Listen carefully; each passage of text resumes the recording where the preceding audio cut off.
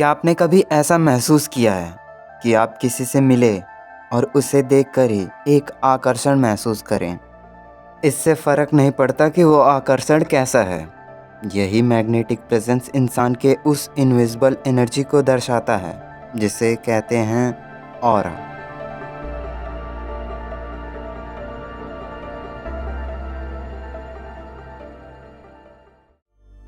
Aura इंसान के आसपास फैली हुई एक एनर्जी फील्ड होती है। दिखाई तो नहीं देती पर महसूस ज़रूर होती है।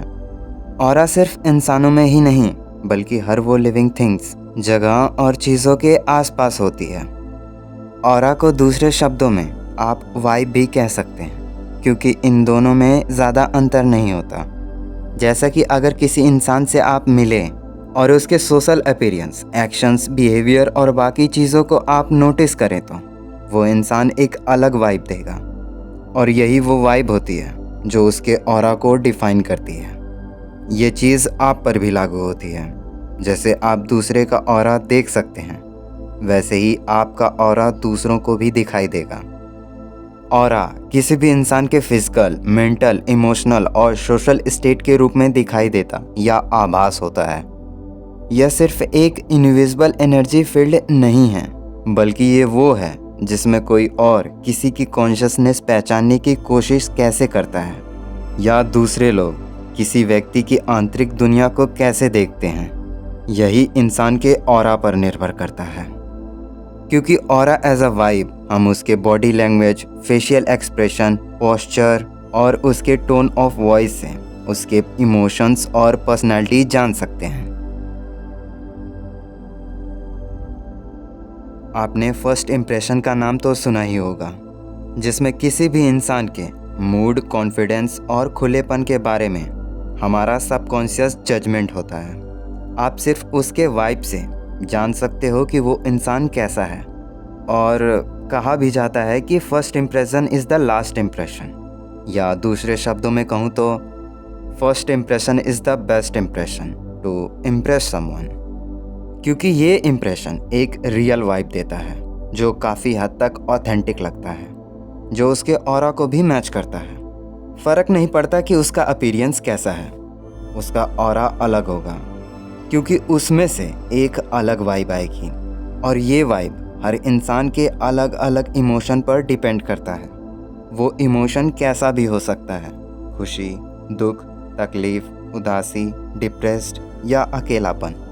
ये इमोशंस कॉन्शियसली आप भांप लेंगे, क्योंकि यही वो ऑरा है जो इंसान के आसपास एक वाइब के रूप में मौजूद होता है।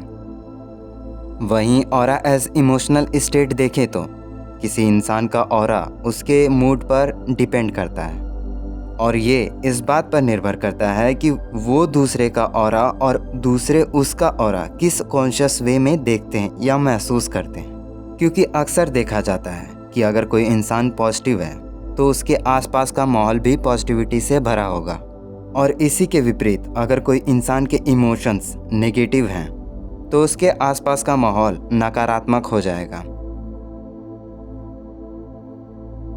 ऑरा हमारे इंटरनल और एक्सटर्नल बिहेवियर के बीच की एक धारा जैसी है, जो हम खुद को अपने दिमाग में, माइंड में और सबकॉन्शियस लेवल पर मानते हैं, या रियलिटी में हमारा जो भी बिहेवियर, एक्ट, स्टाइल, एटीट्यूड या सोशल अपीयरेंस है, ये उन दोनों के बीच की एक गांठ है जो हमारे आइडियल और रियल सेल्फ को जोड़े रखती है।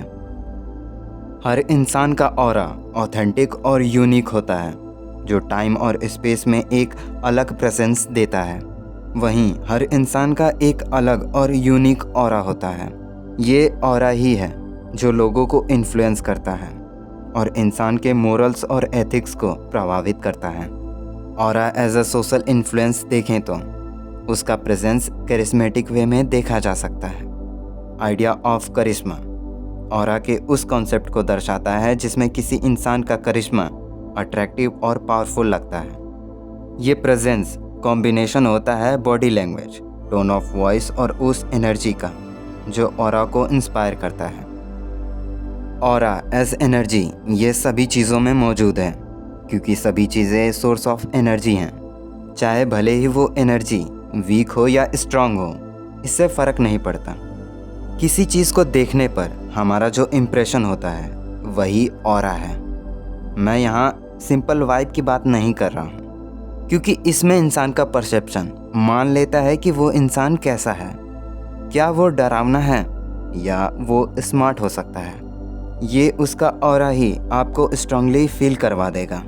और यही इम्प्रेशन शायद आपको इन्फ्लुएंस करे, या यूं कहूँ कि दूसरे का ऑरा आपको इफ़ेक्ट कर सकता है या आपका ऑरा दूसरे को इफ़ेक्ट कर सकता है। And this is influence and the power of aura. In the end, aura as a being in the world, आप उस ऑरा को दुनिया के किसी भी इंसान के रूप में देख सकते हैं। ये सबकॉन्शियसली इंसान के उस मुखौटे को दिखाता है जो हम कॉन्शियस लेवल पर उस इंसान के बारे में फील करते हैं। ये इंसान के ऑथेंटिसिटी को दर्शाता है, क्योंकि ऑरा हमारे इंटरनल एक्सपीरियंस और एक्सटर्नल बिहेवियर के बीच की एक कमाल की रिफ्लेक्शन है। That's why aura reflecting their true self.